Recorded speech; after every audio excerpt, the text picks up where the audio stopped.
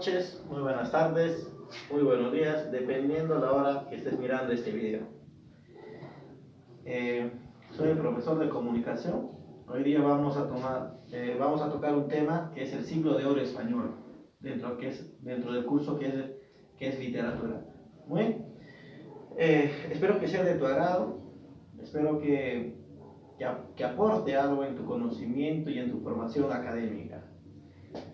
Muy bien, entonces vamos a tocar pues qué es el siglo de oro español. Para empezar, diré lo siguiente, que este tema es un tema general para poder pues clasificar y para poder diferenciar desde dónde hasta dónde, ¿sí? Es un tema general. Posteriormente estaré haciendo algunos videos para poder especificar algunas partes, ¿no? Para poder señalar con mayor profundidad. Muy bien, dicho eso, presta atención, joven, y vamos al video.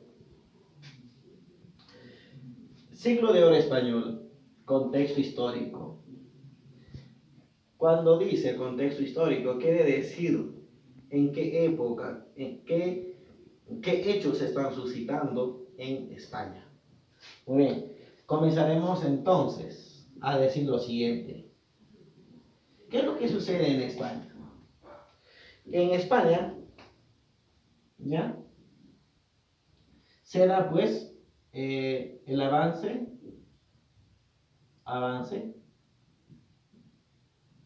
científico. El avance científico. Puesto que anteriormente, en la época medieval, el avance tecnológico y científico pues, no había.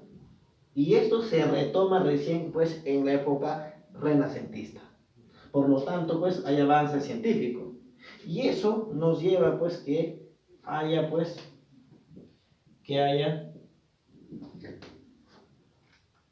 esto nos lleva pues que haya pues invenciones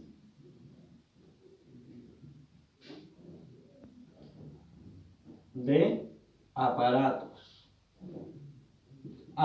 trascendentes correspondientes pues a esta época, como por ejemplo tenemos pues la pólvora, que fueron pues introducidos por los chinos en Europa, y posteriormente Europa va a tomar a la pólvora como instrumento de gobierno, como instrumento de poder, ¿no? Y lo vamos a ver claramente pues en la conquista o en la invasión de América y de Perú. Muy bien, otro tenemos pues a la brújula.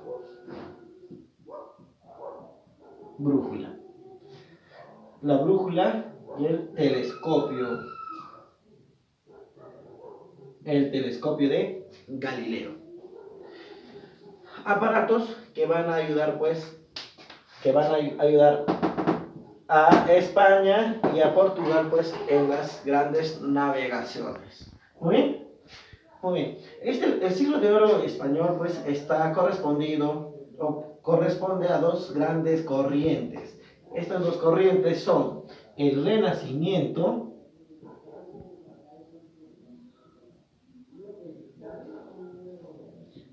Renacimiento y el Barroco. Estos dos corrientes, ¿no?, están pues dentro del siglo español. Y posteriormente pues vamos a hablar de cada uno de ellos. Muy bien, definición. Aquí se llama siglo de oro español. Se llama siglo de oro español al máximo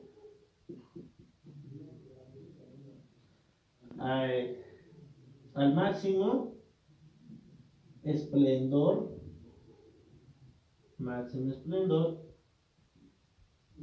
de España. ¿Sí? Máximo esplendor de España. ¿Qué quiere decir eso? Que durante esta época, tanto en literatura y en los demás artes, va a haber un avance, ¿no? Va a haber cierto avance, con diferencia pues a los demás países, ¿sí?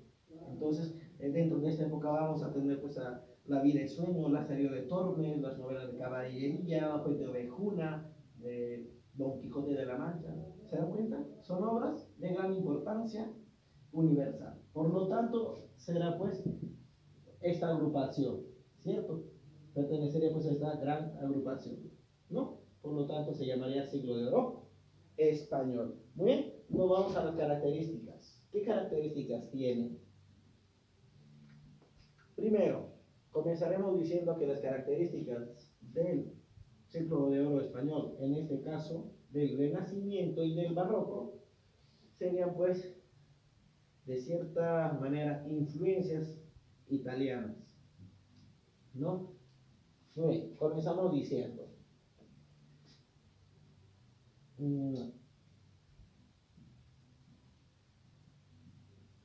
predominio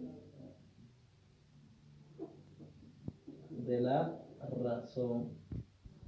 Predominio de la razón. ¿Sí? Predominio de la razón. Muy bien. Seguimos. Búsqueda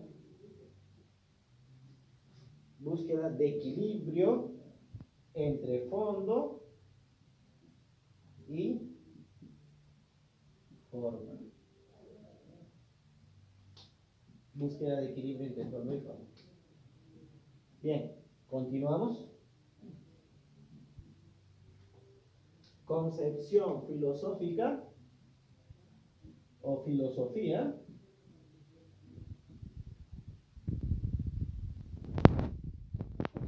humanística.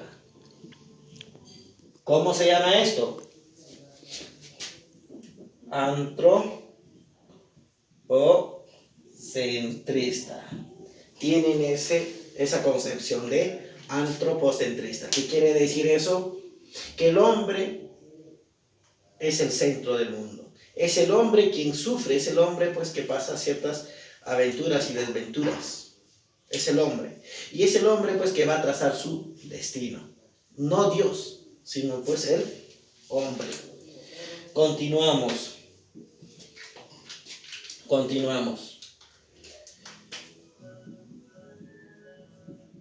Influencia de Francisco Petrarca. ¿Cómo va a influir Francisco Petrarca? En la siguiente característica. Apego a la naturaleza. Apego a la naturaleza. Descripción de la naturaleza. ¿Sí? Apego a la naturaleza. Y su descripción. Pero lo van a describir pues acompañado siempre de ríos que están pues en un estado solitario y melancólico.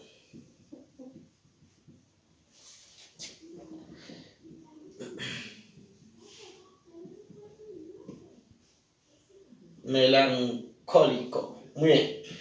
Vamos, seguimos. Esta influencia de ríos en estado solitario y melancólico lo vamos a ver, por ejemplo, en la obra de Don Quijote de la Mancha. ¿Sí? Al final se va al norte de España, ¿no? De cierta forma, pues para el autor de la obra tiene de gran importancia en su destino, en su vida, ¿no? Lo vamos a ver también en la serie de Tomás. Bien, continuamos. Retoman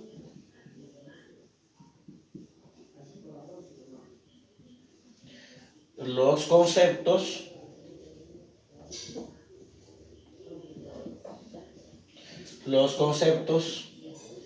greco-latinos.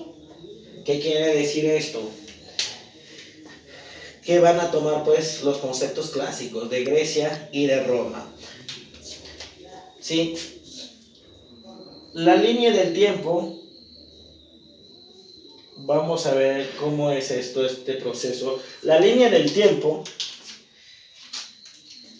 es de la siguiente manera.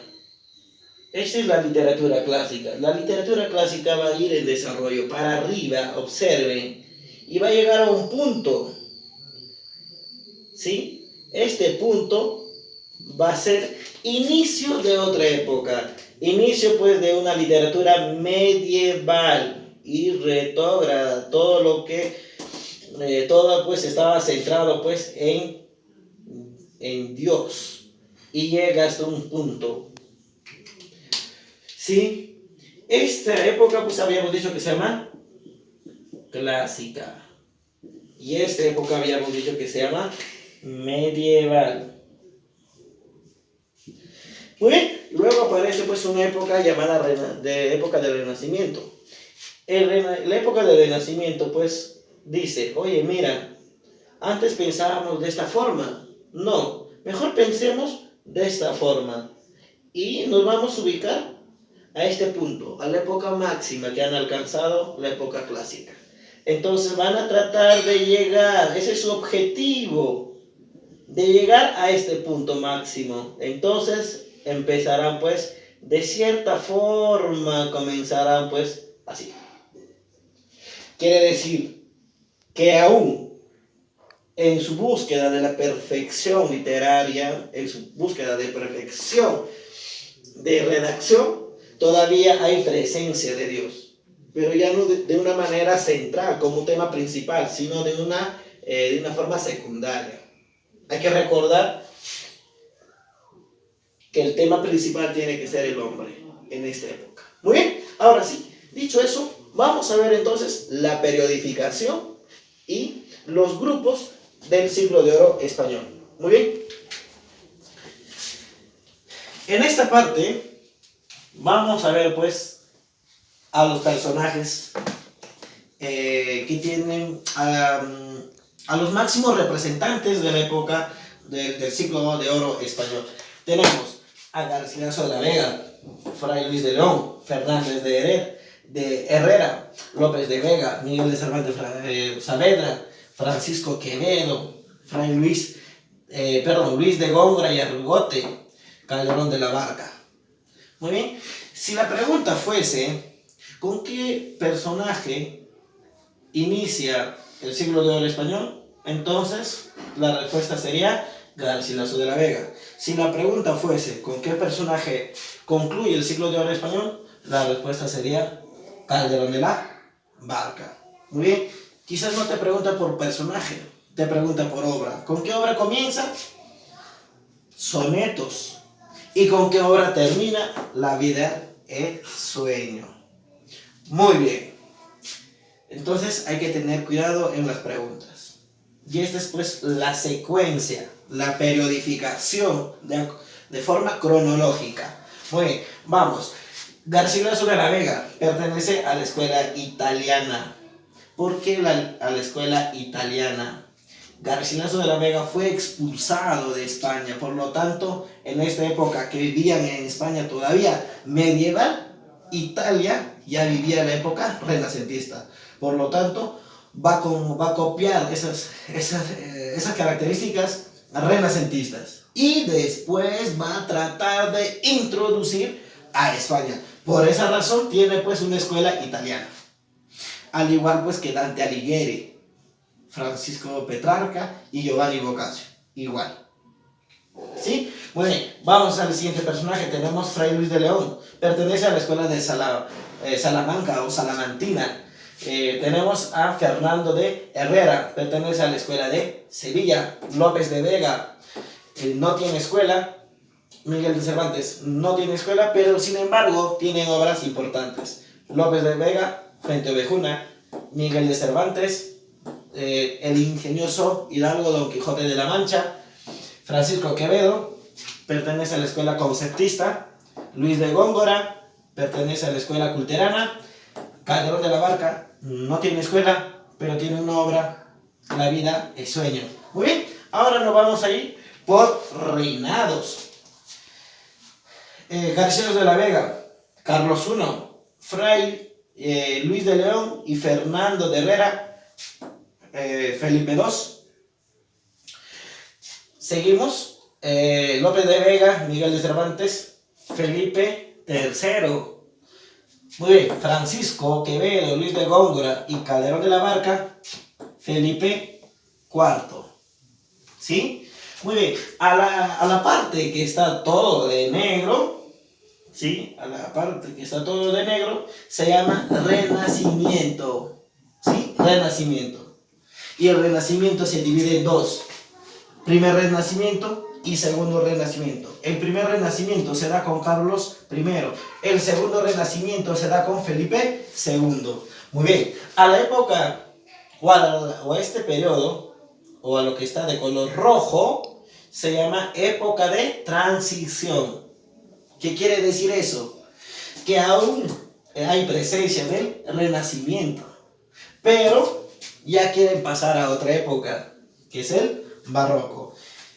¿Sí? Época de transición. ¿Quiénes están? Lope de Vega y Miguel de Cervantes Saavedra. ¿Y qué reinados estaba ahí? ¿O qué rey estaba ahí en España? Felipe III. Muy bien.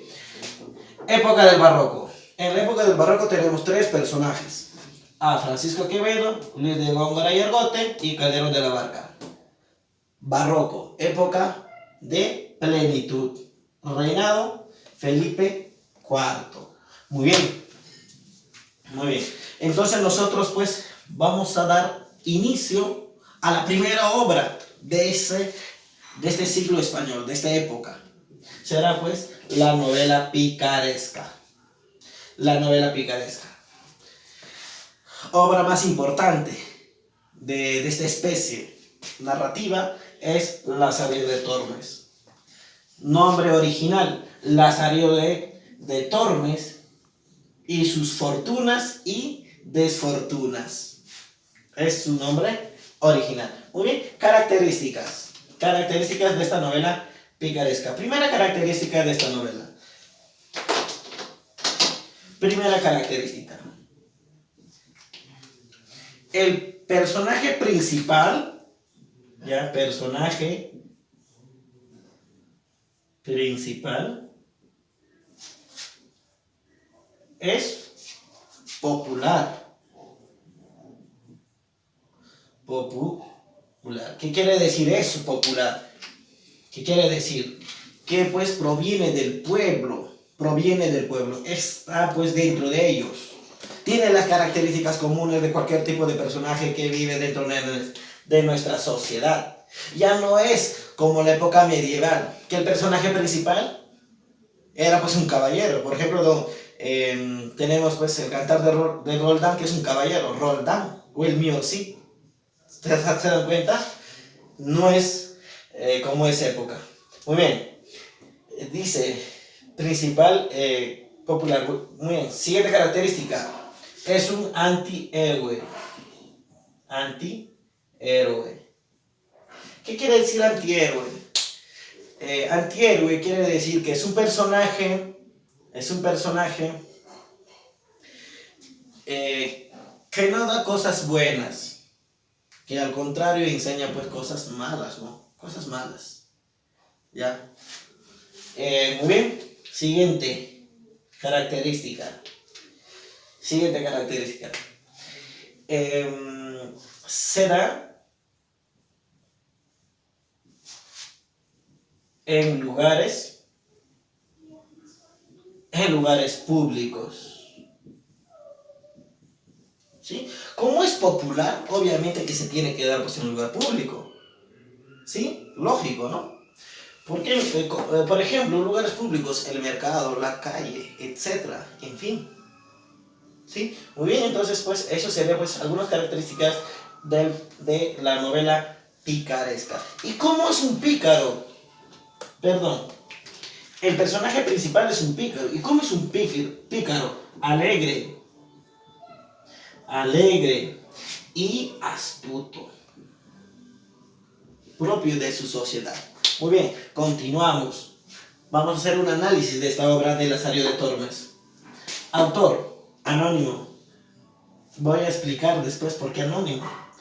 estructura. Está pues estructurado pues en 7 tratados. Personajes. Tenemos a Lazarillo, Tomé González, que es su padre, el ciego, el burelo, el fraile. Tenemos pues el alguacil, ¿no? Muy bien, estilo. Está narrado en primera persona. La obra comienza a decir: yo soy Lazarillo de Tormes, nacido en el río de Tormes. Me han puesto así porque he nacido en Tormes. Ey, de ahí mi nombre, dice, ¿no? Yo soy, dice, ¿no? Cuenta su historia él. Y vamos a ver a quién lo contará. Muy bien, época, siglo de oro español. Año 1554. Año no está tan fechado porque se dice pues que hay pues ciertas publicaciones todavía más antes a este año. Muy bien, espacio. ¿Dónde ocurre pues la serie de Tormes? En Salamanca y Toledo. Género narrativo. Especie, novela picaresca.